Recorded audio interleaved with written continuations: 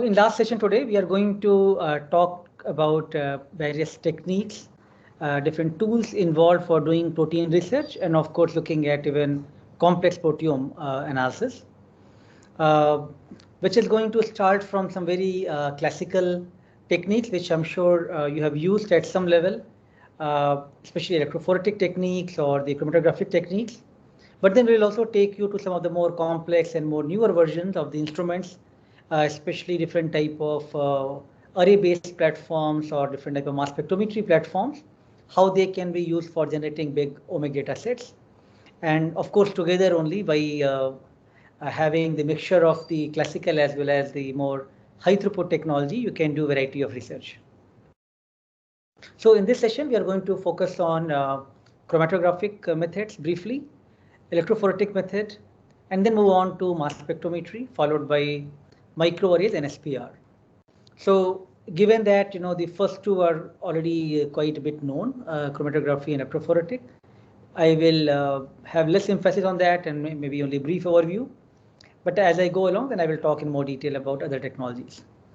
So what we are talking right now, the technologies which can help us to study the complex protein mixtures in the field of proteomics.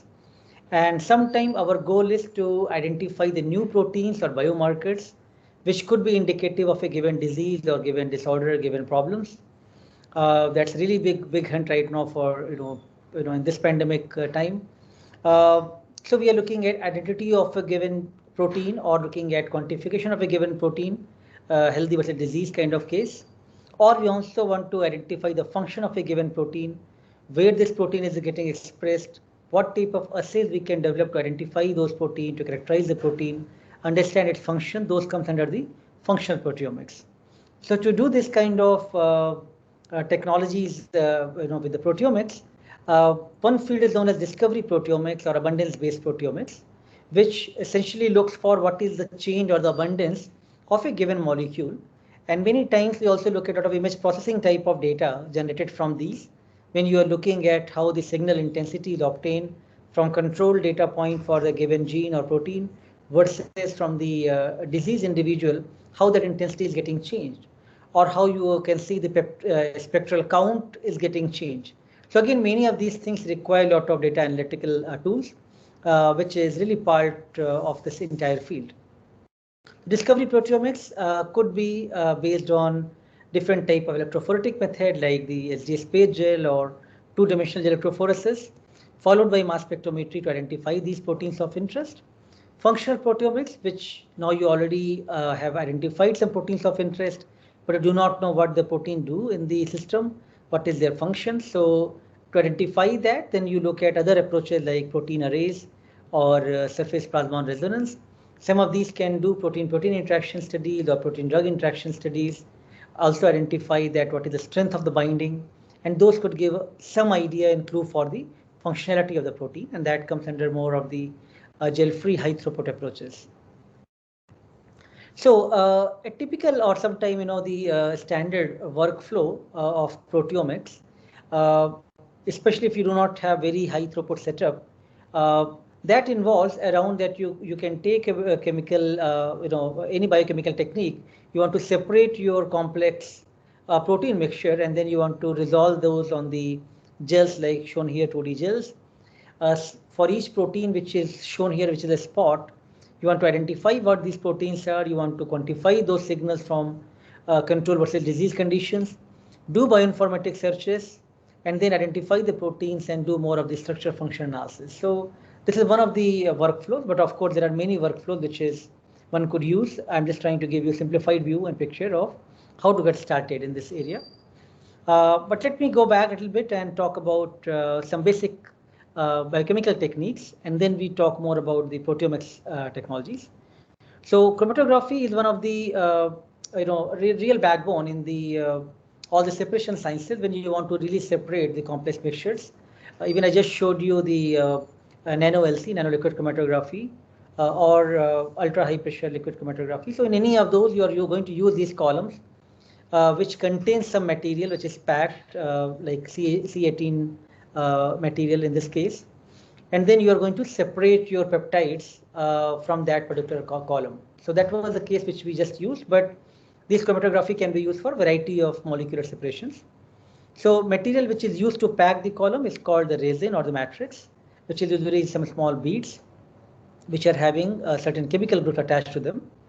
And how they are going to bind or interact with the proteins, that also determines the nature of the chromatography.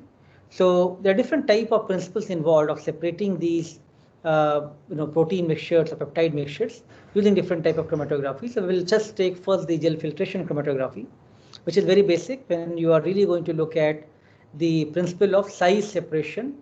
In this case, the beads are made from the polyacrylamide, dextran, or agarose.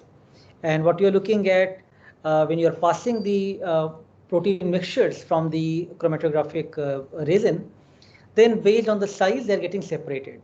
So the small molecule, like sometime very small molecule protein or even the salt, they will be retained in these beads. So they are going to take longer time to travel. The one which are larger size, they may not stay in the bead, so they have to travel outside of those. So they will move fast. So larger protein molecules will elute first, followed by medium size, and then the small ones are retained. Then you can elute them out. So this is how the size exclusion chromatography or gel filtration chromatography works based on the principle of size of these proteins. Now, if you have the charge differences, because as you know in the amino acids side chain chemistry, we have some which are positively charged, some are negatively charged. So the overall positive charge or negative charge could be utilized as a way to separate the proteins as well in the ion exchange chromatography, where you can have different type of matrix. One is you have the CM group, carboxymethyl group, or you can have DEAE group, which is diethyl aminoethyl group, which are linked to cellulose or agarose beads. And then when you are passing your proteins are either positively charged or negatively charged.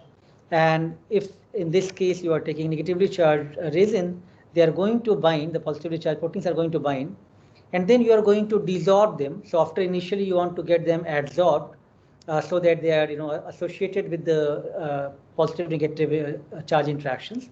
And then you want to desorb them by adding some salt with increasing concentration. So when you add sodium chloride, it is going to compete for this, which is going to remove these tightly bound positively and negatively charged ions.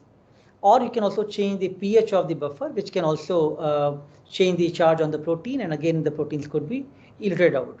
So depending on if you know the nature of the protein which you are working on, you can choose the right type of resin, and accordingly you can separate the protein in ion exchange. Affinity chromatography is mostly used when you know the specific protein has affinity to some biomolecule, specific substrates, products, or cofactors. Especially many antibodies are being used for this kind of work. And these matrix beads, they are actually chemically coupled to the ligands, and proteins are going to be showing very specific binding through a specific interaction. So in this case, you have this glucose binding protein, which is going to attach to the glucose residues on the beads. Sometimes you are taking a specific antibody, like which is going to really bind to specific protein with that antigen of interest. So many of these things we already know, at least some idea you have that what is the specific interaction you are going to utilize, and accordingly you can set up your affinity chromatography column. And then finally you want to, once the chromatographic affinity has been established, then you want to desorb the your ligand of interest by adding some excess ligand in solution. I'll give one specific example which is very commonly used for the affinity chromatography, especially in the biolabs. When you want to purify a protein, let's say you want to work on a given protein, you have cloned that gene of interest and you have grown them in the heterologous system like bacteria or yeast, and now you want to take that crude mixture of the protein out, which will have your protein of interest, but also many other bacterial protein and other proteins present in that system. So then you want to specifically locate your protein of interest. So for doing that, even at the talking about in the previous module about the gene sequences and looking at the primers from the PCR. So at that time itself, you are going to add some histidine tag, and these histidine tags are going to be utilized as a way to selectively take out your protein of interest. So now, if the column matrix contains nickel, So now if you're passing your protein of interest, which is having the histidine tag, it is going to bind with the nickel bead. So histidine tag protein is going to show that affinity binding. And then you want to rest everything else is going to pass off. So then you can remove all the bacterial contaminant proteins and other proteins. Wash the column, and then slowly you want to remove your protein of interest, which has already been bound. So red protein, which is the protein of your interest, which is already bound to the nickel beads. You want to selectively move them out. So you can use the imidazole in this case, which can displace this with the nickel ring here, with the histidine binding of that. And then you can increase from 25 millimolar to up to 500 millimolar of imidazole, increase salt concentration so that your protein of interest can be taken out. And you can collect those in different fractions. And you can run each fraction on the gel to find out which fraction looks very specific and pure for the protein of interest which has been filtered out. So again, in this case, you're looking at very specific interactions, which is more utilized for the high degree of purification. Unlike gel filtration, you are not limited with the sample volumes here. And the columns are small columns in this case. In the gel filtration, you use long column because you're using the size-based separation. And this is actually, you are looking at very pure proteins. So this, in the purification scheme of different protein purification, this can be considered as the final step. So that just gives you some idea. I'm sure, as I said, many of you have done much more bigger projects on chromatography.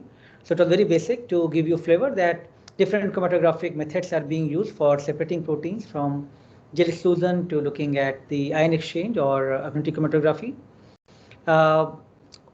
Electrophoresis methods are very heavily used, and after doing electrophoresis separation, you want to separate the protein from the gels, and that comes under gel-based proteomics. So if I'm sure SDS-PAGE also has been done by many of you, so which is the single dimensional separation of the protein. The SDS-PAGE stands for sodium rhodosyl sulfate polyacrylamide gel electrophoresis, where in the presence of the detergent SDS, you are trying to bind that with the protein of interest or all the proteins which is present there, and you are making them negatively charged, and then separating them in the electrophoretic field based on the molecular weight separation. So just this gives you the glimpse of it, that how the SDS-PAGE gel looks like, which can be used for determining the subunit composition of the protein or looking at the specific molecular weight. If you know these unknown protein as the standard proteins, then you can say, okay, this could be 60 kilodalton, 70 kilodalton, what is the size of my given protein. You can also look at even if a protein has the 2-phosphate residues attached or 3-phosphate residues attached, and after you remove those phosphate residues, what is the modification? So size can increase. You can determine the PTM as well. And if you don't use the SDS-PAGE, but you use the native condition, that is known as blue native page, that can be used for the native molecular weight determination. So this was just the overview, but a little bit more detail of electrophoretic and SDS-PAGE. This is one of the commonly used technique in protein research in general, and of course even for the preparing the sample and doing the quality checks for the proteomics projects as well. So widely used electrophoretic method which separate protein according to the size. And this is, let's say you have the protein mixture which you want to prepare for. You are going to boil them in the presence of detergent SDS. You also add the thiol agents like beta-Marker proteanol, which is going to reduce the disulfide bonds. And then you are heating them for sufficient time. So idea is you have a globular protein, which is now you are breaking open all the bonds, and you are breaking them in the linearized form, and then you are making sure that the disulfide bonds are not reoxidized again. So now if the proteins have become linearized and negatively charged because of the SDS which you have added, which has made rod shape, now you can separate these in the electric field just based on their molecular weight. So what is the size, based on that these proteins can separate. So for doing SDS-PAGE, you use set of chemicals which you use to make the gels. Those includes acrylamide to make the matrix, bisacrylamide, a cross-linking agent, ammonium persulfate, which initiates the polymerization reaction, timid, which is a free radical stabilizer, also promotes the polymerization. SDS, as I mentioned, is a detergent which makes the protein rod shape and negatively charged. Beta-Marker proteanol breaks open the disulfide bonds. So these are the basics of the SDS-PAGE, which is commonly used to just make sure that what protein you have purified or you have extracted, what is the quality of that, what is the submolecular weight size of that protein. But for looking at more of the complex disease biology or looking at actual biological problems of interest, you want to separate really complex mixtures of the protein. So SDS-PAGE is only going to give you separation based on one property, which is their molecular weight. But to really resolve the proteins well, scientists also use the electrophoretic method, which is known as two-dimensional electrophoresis or 2DE. So here, the first dimension separation of the entire complex proteome, all the proteins, is based on the pH gradient, because again, given the side chain of these amino acids of the proteins, they will have different isoelectric point, and that could be used to separate them in the isoelectric focusing field in the IEF, which is separates protein in the first dimension. So for doing that, we take some very narrow plastic strip on which acrylamide is coated, and then it contains the pH buffer. So this is known as IPG, immobilized pH gradient strips, in which now if you put your protein you leave it for overnight so that all the proteins get immobilized as a process known as rehydration. Then you put them in the electrophoretic unit, isoelectric focusing unit, IEF, which separates protein based on the isoelectric point, and that is known as the first dimension separation. Once this part is done, then now you can take that strip and put them in the SDS-PAGE, which you already have learned. And now all the proteins can separate based on the molecular weight. So this IPG strip, which was separated based on the PI values, now you're going to further separate in the second dimension based on the SDS-PAGE principle, which will separate protein on the molecular weight basis. So all these tiny spots which you see now represents two different properties. One is the PI value, and second is their molecular weight. So every protein we can get right away to information that what is their molecular weight, what is their PI values.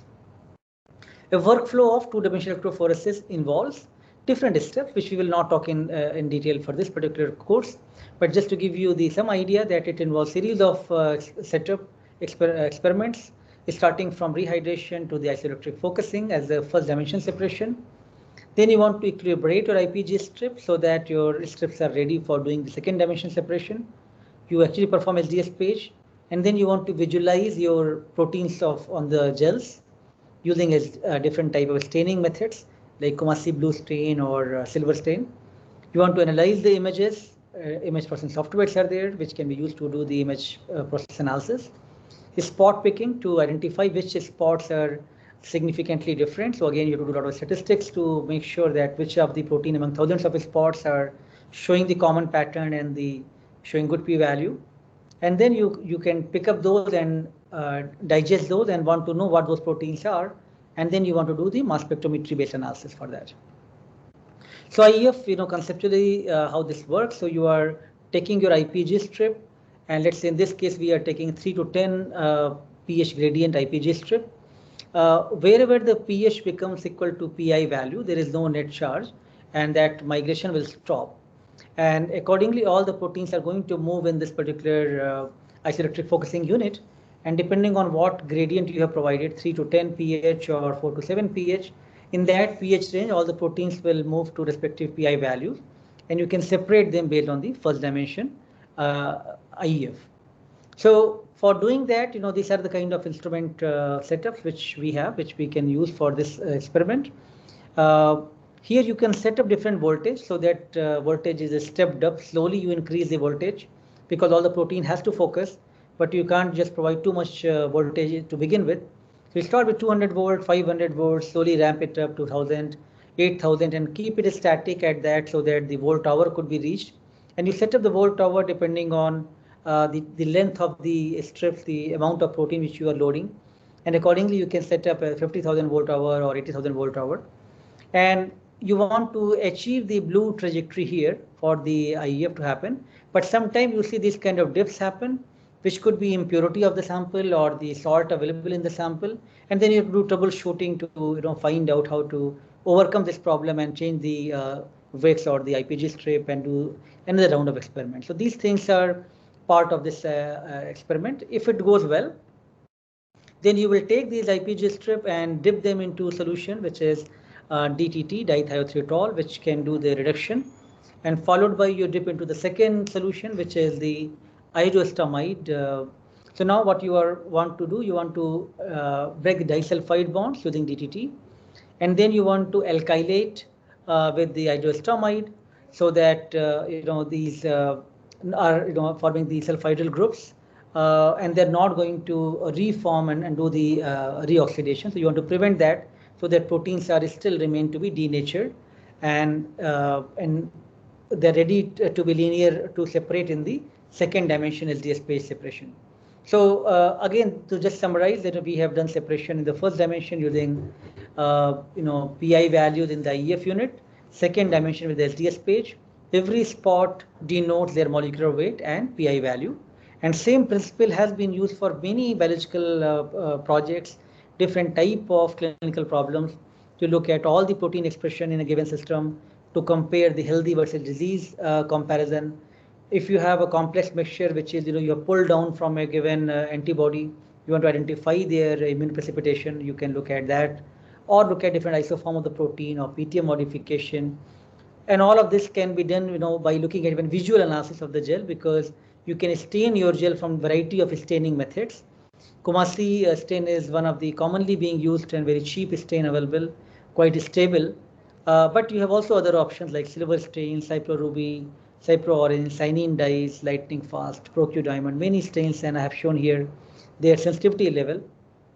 Some of them are quite sensitive, like silver stain and cycloruby. Silver stain had some compatibility issue with mass spectrometer. Cycloruby is quite friendly, so it can be used for a variety of application. Coomassie Brilliant Blue, that is one of the most commonly used staining method, which you see in most of the molecular biology labs. It is very stable. It forms ionic and non-covalent interaction with the proteins. So it is once it binds with the protein, you can then do the de-staining, and then those stained part will not go off. So as a result, you can see very less background, and only the proteins will be more visible, which will be blue colored. And you can just keep it overnight in the stain, and then next day you change the stain solution and keep the de-stain. So as a result, this is one of the very commonly being used staining method. But if you're looking at more sensitive stains, and also if you want to do multiple type of experiments on the same gel, you can use the dual staining method. So for instance, you are looking at a specific type of modification like phosphorylation. So you can first use this Proteome stain. So you stain your gel with Proteome, and then obtain an image with the 580 nanometer phosphoprotein imager, and then de-stain that overnight with just simply water. And after that, you can stain them with the cycloruby red, another stain, and again take that measurement at 610 nanometers. So entire gel you are scanning. So same gel, now you are able to obtain two different images of phosphoprotein and the total protein, and then you can see which proteins are also getting modified. So one could do different applications in this manner. To take this technology forward, so what we are trying to also give you idea that how to do the basic biochemistry type of experiments, and take it forward to more proteomics type of high throughput experiments. So SDS-PAGE, moving on to 2D gels, and then now let's look at the DIGE technology, difference in electrophoresis. So in this technique, now we want to compare, let's say our in the COVID project, we want to compare some individuals are having mild fever and some individuals are having severe fever or severe symptoms of COVID. And those two are very different. Like, one is definitely going to recover, one may recover, may not recover, right? So you want to know that what is happening in the mild, which is different than the severe group of patients. So now you got interesting problem to investigate, and you have two set of patients. One is mild, other is severe group, or you can say non-severe and severe group. So now you take, let's say, blood sample from each group, and to make a simple problem, let's take 5 individuals of non-severe group of COVID-19 and 5 patients of the severe group of COVID-19. You took the blood from them, plasma from them, extract the protein, and then you want to label the proteins from the the mild group with one dye, which is, let's say, Cy3 dye, and other group you want to label them with another dye, which is Cy5 dye. Now these dyes, they are quite photostable, pH insensitive, spectrally distinct. Chemically, they are formed from the NHS ester derivatives of cyanine dyes, And I have provided some detail on the structured side and the excitation emission wavelength. What is important for you to remember here that both size and charge wise they are matched. So if let's say you are going to take one patient which is non-severe, one patient severe, label that sample with Psi3, label this sample with Psi5, and then you mix these two together and then run them on one gel.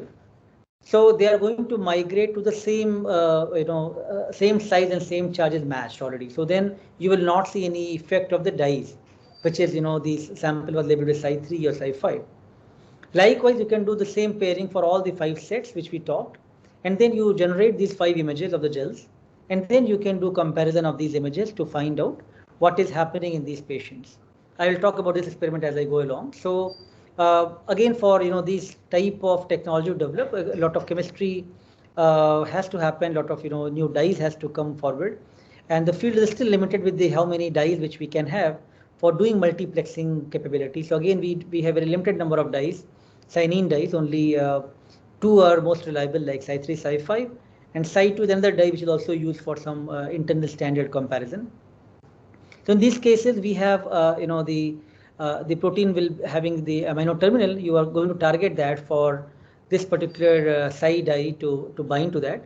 But for doing this particular reaction, you are looking at very specific condition at 8.5 pH, and you're looking at the cold condition and 30 minutes of incubation, so that then the dye and protein can bind, and that can on a very specific actually amino acid which is lysine, this particular binding is actually happening, and it forms the covalent amide bond. So if this binding has happened well, now you can think about the experiment which I'm talking to you, that you have some set of individuals which are, let's say, mild patients, some set of individuals which are severe patients. So first you have extracted the protein from each one of those, and then you took, let's say, 100 microgram protein from each one of those and mix it together, and that you made a pool which is now representing all the proteins present in all the patients. So you will keep your entire protein separately for each patient anyways, but still you're making a pool of the protein so that you can have some sort of benchmark as a common fingerprint for every protein present in all the given sample. And this one you can use to label with the third dye, which is Psi2 dye, cyanine 2 dye. So a typical experiment, now we are talking about interesting COVID experiment, where we have some group which is mild, some group which is severe, and we have a pool of all of them, all the sample which we have labeled with third dye, which is Psi2 dye. So then all the three, once we have done the labeling, which I have shown you the labeling reaction, we can mix all the labels together and then separate them in the IEF on the IPG strip, followed by on the 2D gel, and then obtain these images from the same gel. So now Psi3, Psi5 represents image of one mild and one severe patient, and Psi2 represents image for the internal standard, which is represent the pool of all the 10 or all the 8, whatever we are comparing here. But likewise, you can have second gel, which will give you image for the second patient mild and second patient severe, third image and fourth image, and likewise. But this image will remain same. The Psi2 image will remain same, because that is what you're going to use for internal standard comparison for the analysis purpose. So earlier we had done some projects using this technology, which was on the malaria. We just recently published a paper in the Nature Communication Biology, which is on the malaria severity. So we were looking at some malarial protein, how they are different in different type of infection of malaria with falciparum and vivax. And it just showed that some of the protein which looked different from healthy individual to the different disease individual for different proteins. And also the same protein, when we looked at in dengue fever, it was not showing many response. It showed really huge response in the 2 malarial fever like falciparum and vivax. So based on these experiments, this is kind of interesting observation you can make. And then you want to go and find out what this protein is, which is showing me this kind of sharp 3-dimensional peak. And then you can use the mass spectrometry technology to identify the proteins of interest. So the kind of experiment which I'm talking to you involves protein extraction, protein separation from 2 different conditions. Then you are separating them in the isoelectric focusing unit, doing reduction alkylation, separating them on the either 2 gels with the SDS-PAGE or 1 gel with the 2D DIGE, and then compare the images, excise the spots, and take those forward for mass spectrometry based analysis. So that brings us to really complex technologies now, which is I just showed you our laboratory views and the setup here, where we can now use these type of high throughput gadgets to identify the proteins in really high throughput manner. So mass spectrometry is one of the technique to do protein identification and analysis by producing the charged molecular species in vacuum and separating them in the magnetic and electric field based on mass to charge ratio.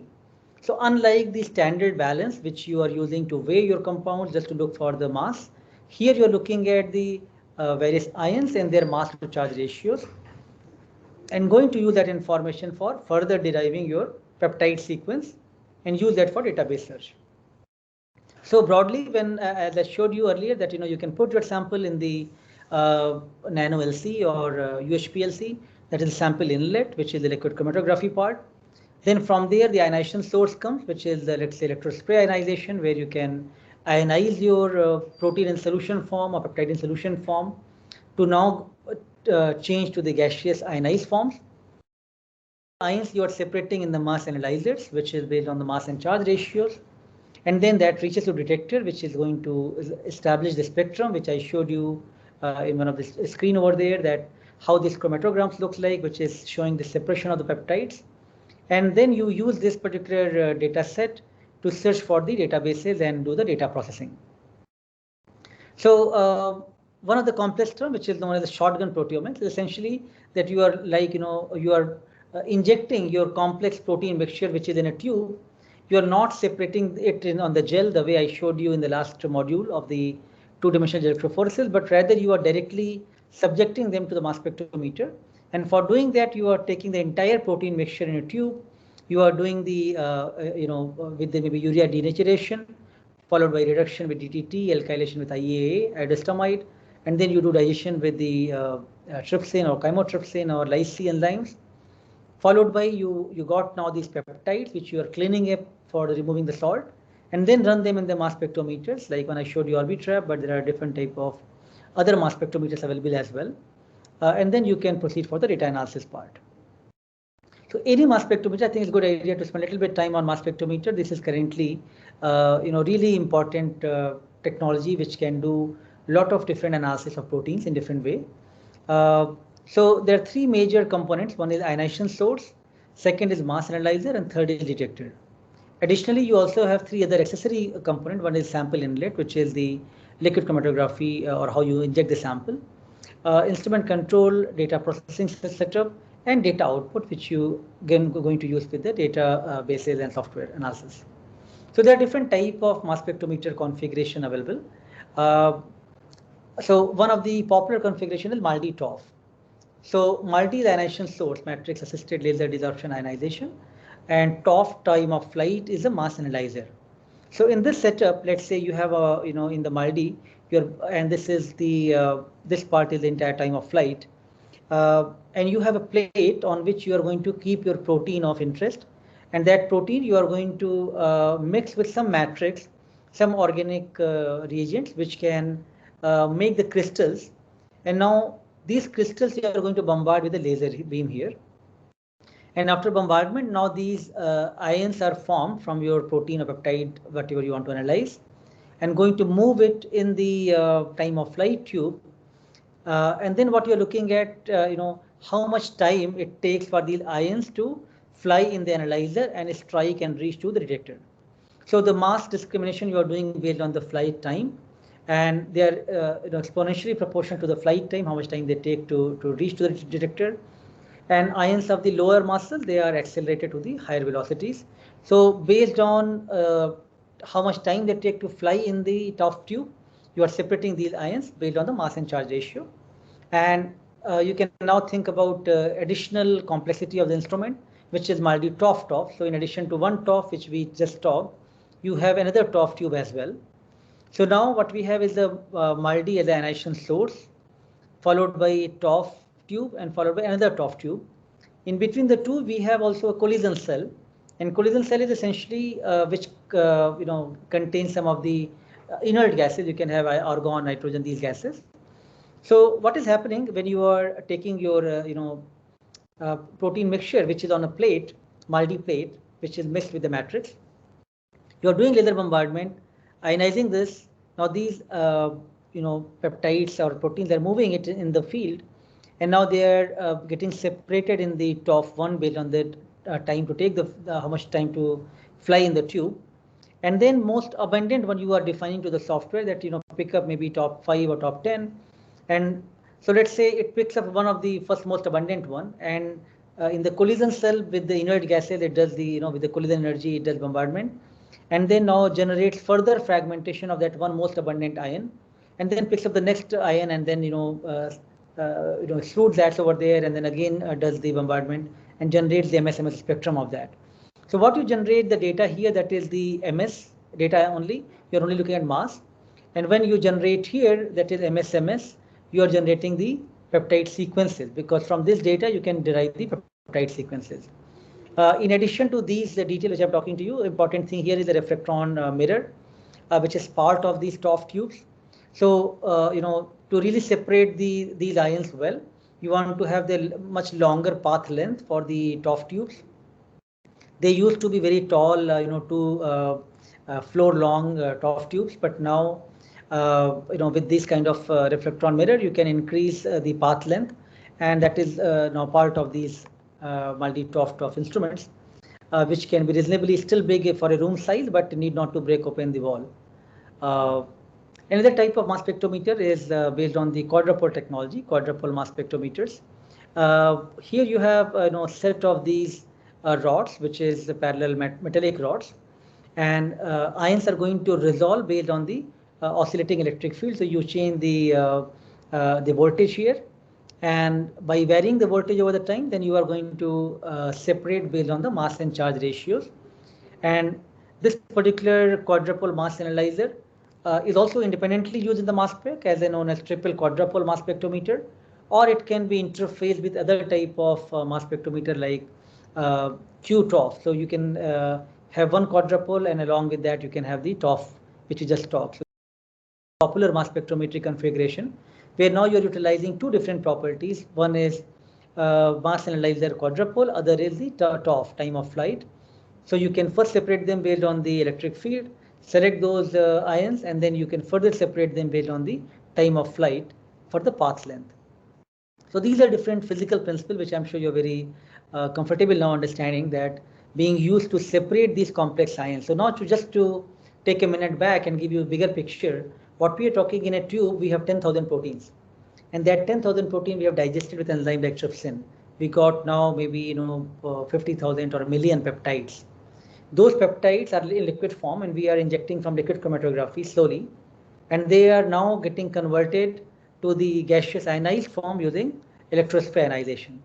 And from there, they are now coming to this mass analyzers, like different type of mass analyzer, which I just showed you.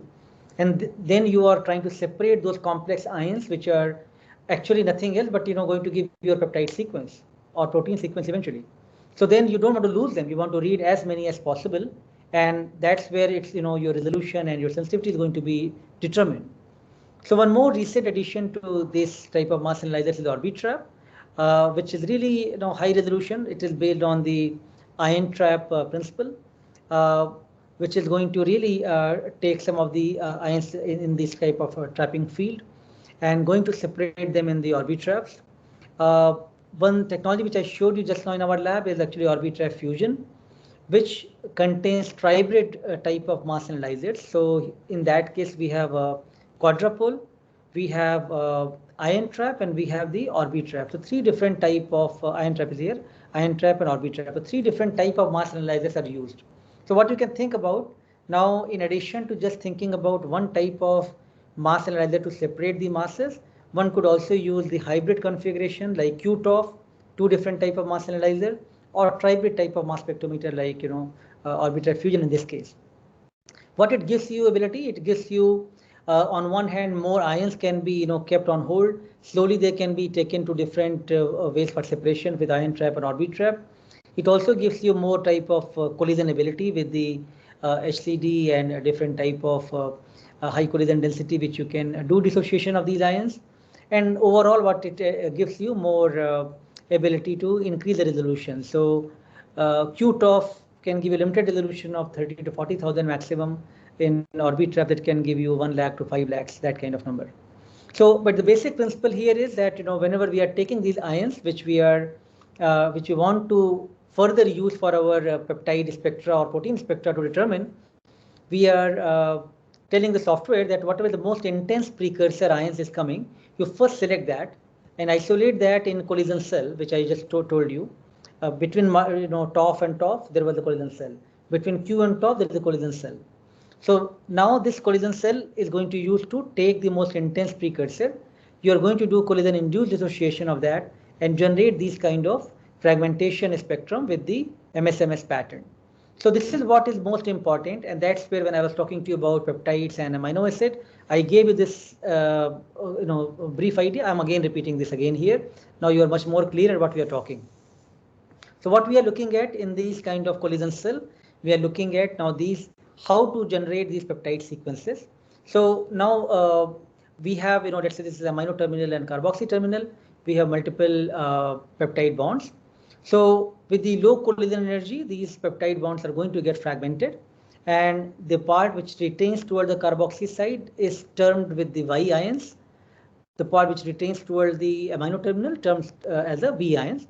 So for any of the fragmentation to happen, you will always have complementary ions from B and Y ions. If it is closer to N terminal, it is the B1, closer to C terminal, it is Y1, but you will have corresponding series of both B and Y ions. There is a software which is used to search this kind of mass spectrometry database, which is open access, that is known as Mascot. Here you can take this mass spec data and upload that with some parameter to be used, and then you can see what that protein is from the given sample which you really wanted to analyze, or you can have maybe multiple proteins which you wanted to analyze. In this case, let's say you got one of the heat shock protein, and you got many peptides which is used for searching this protein in database. So your mass spec has determined these peptide sequences, and now these peptide sequences, how they came forward, how you are able to get these peptide sequences. That's where I think the basic concept which I talked to you about B and Y ions becomes very crucial. The differences of these Y ions are representing one amino acid. So Y7 minus Y6 gives you 57, which is characteristic of glycine. Y6 minus Y5 is giving you a difference of 129 of glutamic acid. And now if you look at the corresponding B ion series, that is giving you still same difference because the B and Y ions are complementary from opposite sides. So that confirms that this is actually right amino acid. And this is what software does for us. It quickly generates that peptide sequence from that spectra. So I hope now you are able to correlate, where I'm trying to give you different concepts and why trying to correlate that how peptide sequences are important, and using mass spec you derive these peptide sequences based on the B and Y ions and look at those to find out what the peptide sequences you have. Then you can, if I just go back here, then you can use that information to search the databases, and that will tell you that what this protein is, right? So I will give you actually maybe some data set as shortly, and you can try to do the search yourself, which will be very helpful for you to get more comfort of doing this kind of analysis, which is still not very big data and high throughput data, but at least some basic set. So I'm going to give you one tutorial and some data set to do some practice on that. But I hope conceptually it is now getting much more clearer. Now this part is slightly more complex slide. Please do not worry if you do not go through completely, but this is what is most recent thing happening in the proteomics field. When you want to compare, let's say now we are talking about same 5 of the non-severe and 5 of the severe patients of COVID, and we want to compare all their proteins which is changing in their plasma samples. So now there could be different methods as we talked. You can use the 2D gels, you can use DIGE gels, but they are more cumbersome to do those kind of experiments. Also, they are going to give you limited data set of as maybe a couple of 100 proteins you can identify. But using mass spectrometer, and especially more sensitive and high resolution mass spectrometer, you can really generate thousands of protein and very high quality data in a very short time. So for doing this kind of work, there are different approaches which people are using in mass spectrometry field, which is some of these complex terminologies are there, which is one is known as DDA or data dependent acquisition, other is known as data independent acquisition or DIA. Again, just think about the basic concept. We are looking at how to select those ions which is the most intense precursors and how to fragment those. All the tricks are lying over there. So either you select the single precursor, the most intense one, fragment those, or you select multiple precursors at the same time and then do their fragmentation and detect all the fragmentation ions. So this is what the difference is between data dependent acquisition and data independent acquisition. But if you have already known that which of the protein or peptides are of your interest, which you want to now do for testing of COVID patients, then you can set up these type of tests, which is known as multiple reaction monitoring or parallel reaction monitoring, where you're only going to selectively look at those specific peptides and want to monitor those peptides and see like are their levels are changing in the mild versus severe patients. So again, I'm not going in detail on this slide. I still wanted to give you flavor. This is the most recent thing happening in the proteomics field. If any one of you have more interest, I have actually full lectures and a lot of details on these technologies.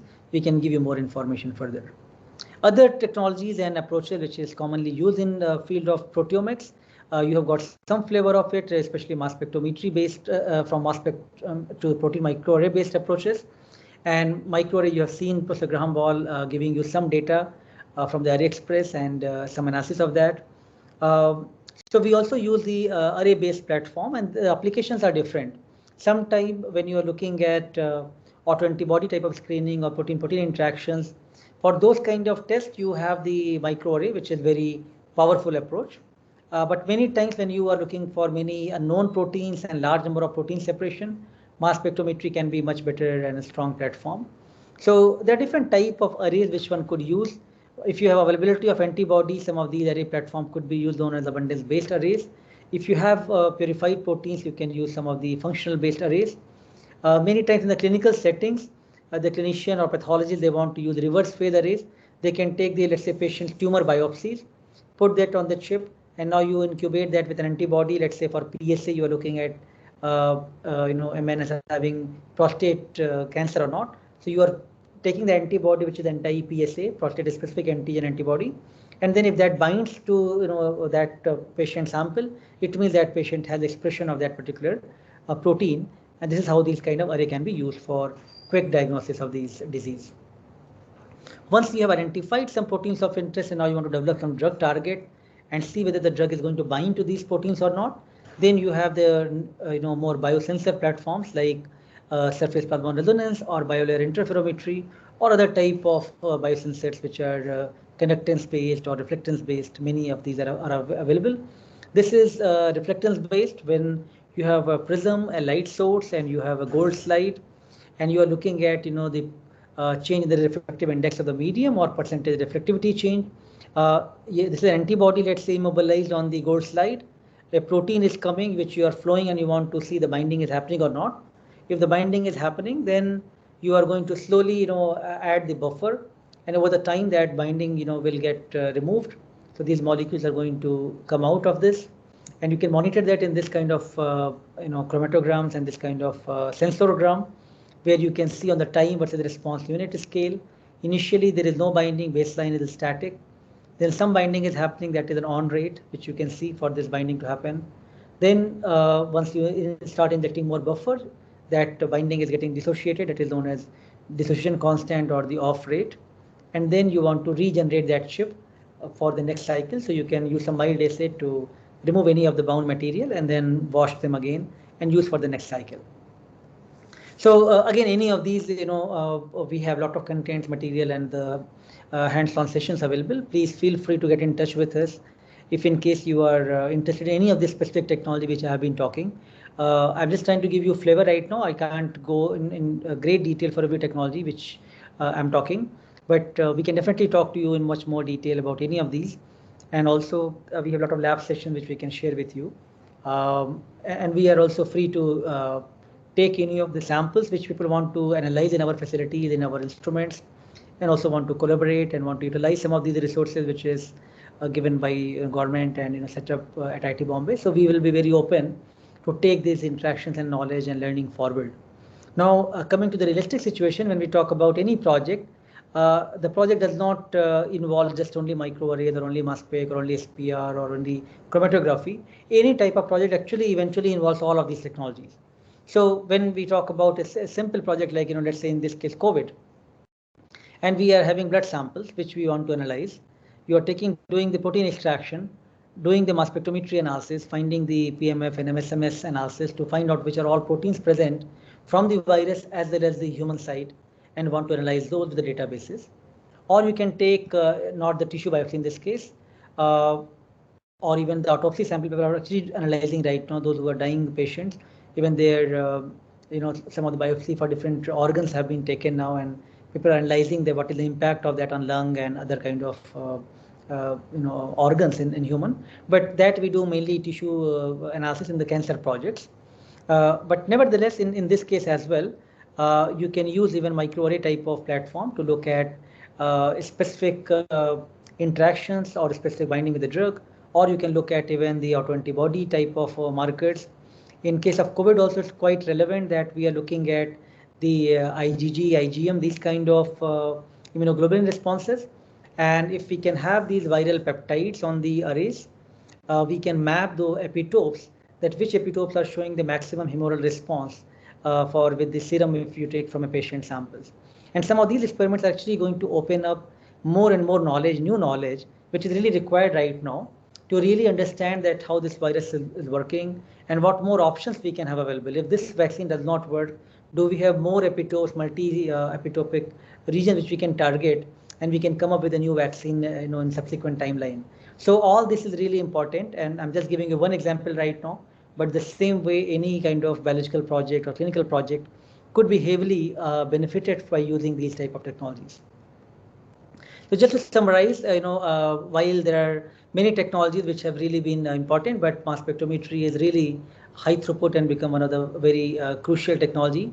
Of course, understanding some of these basic terminologies and techniques are very crucial for anyone who want to utilize them in their research. But especially different type of hybrid and tribrid mass spectrometers, they are quite important for doing any research. I hope I'm able to give you at least some flavor. I have not intimidated you that these are very complex technologies. At least give you some flavor, some excitement that the basic chromatography, basic electrophoresis, along with some of the newer additional high throughput approaches like microarrays and mass spectrometry can make you really a good arsenal, various tool which you can utilize to really combat towards different type of infectious disease or different type of metabolic disorders like cancer, and try to provide at least some better understanding or better solution to fight against these real, sometimes invisible enemies, and sometimes the visible tumor growth which you can see. I think that's all from my side. Thank you for staying in all these sessions, and I'm very much open for interaction and discussions now. All right, so we are here in one of the Proteomics mass spectrometry lab, where we have set various high-end mass spec instruments, which we are going to use for different projects. Of course, you are going to see them as I talk to them in more detail. Just to give you some visual sense of this, that what we are talking. We have been talking about analyzing proteins and complex protein mixtures. Those could be processed here with the liquid chromatography interface here. And if you could just, I hope you can open the screen. Yeah, so some of these complex samples, we actually bring it here, and then we try to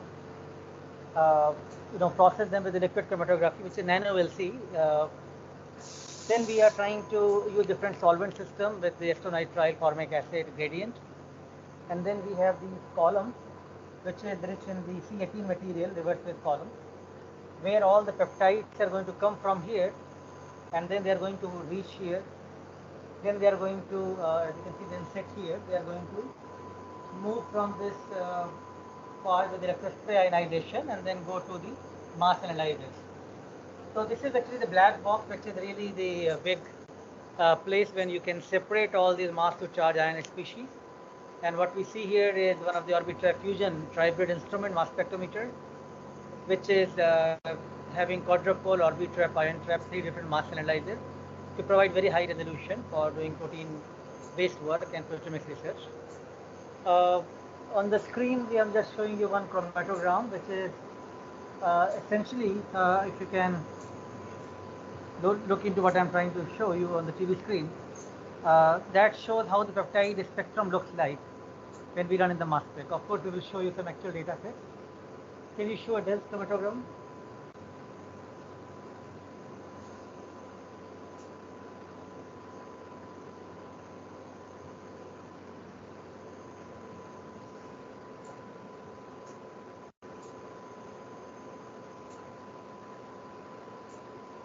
Yeah, so what you see that, the peptides are separated uh, in 2 hours time with a gradient, and those provides sufficient opportunity for the complex peptide mixture to separate from the instruments. This is another type of mass spectrometer, which is Q-scattering mass spectrometer, and which is linked with the UHPLC, which we are using for generating an additional data with the metabolite level, metabolomics level. So this is the metabolomics data set which we generate here, and additionally one could also generate specific peptide sequences or protein sequences data, look at targeted validation of peptides that we monitor in this instrument, which is the triple quadrupole mass spectrometer. Of course, I talked to you about next generation sequencer quite a bit. So those instruments are here where you can do some NGS based assay. So these are, as I said, these are the workhorses of generating big data, and one could do complex protein mixture analysis, proteome analysis from this. I think my this video was not visible earlier, so I'll just show you quickly the lab glimpse if it was not seen earlier. So again, in the molecular biology lab, you have variety of basic technology which you can do for doing the DNA-based work and the protein-based work, and those could be used to investigate really complex problems. And we do a lot of work in the different clinical projects, especially brain tumors and some infectious disease. Right now, we are doing some work on COVID as well. And I was trying to show you that, maybe just if you can open one of the freezers, how these samples are really stored. They're stored in really cold condition of almost -80, and you can see so much. Every box contains these clinical samples, or we contain some of the genes of interest clones in the glycerol stalks. So these could be used for variety of research, but their storage, their way of processing, all requires various workflows, SOPs, and quite a bit of optimization which we do in the lab, right? So this is a typical bio lab and molecular biology lab, but more than that, we have a lot of omic technologies and mass spectrometry, proteomics, microarray based proteomics, which generates big data sets, and those big data sets we then process from different clusters and servers which we have. But even sometimes they're not sufficient, so we have to use some cloud space as well, and use a lot of collaborative space with the other projects which we are doing with international groups. So I hope this is giving you at least some excitement that how many of the basic concepts which we are talking will be eventually utilized to do good research for